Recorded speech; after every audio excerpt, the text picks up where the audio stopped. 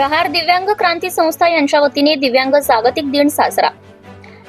दिव्यांगांचे हृदय सम्राट वंदनीय नामदार बच्चूभाऊ कडू यांच्या नेतृत्वात दिनांक 3 डिसेंबर रोजी दिव्यांग जागतिक दिवस श्री क्षेत्र वेताळबाबा संस्थान येथे साजरा करण्यात आला।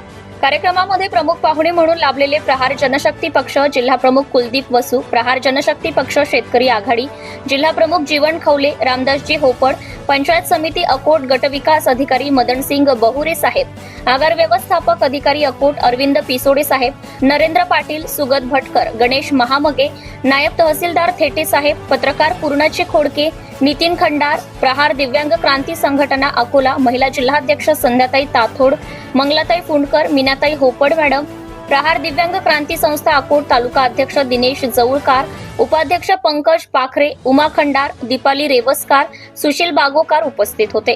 कार्यक्रमामध्ये येणाऱ्या सर्व पाहुण्यांचं फूल आणि गुच्छ देऊन स्वागत करण्यात आले। कार्यक्रम यशस्वीरित्या पार पाडण्यासाठी दिनेश जवळकार यांनी परिश्रम घेतले।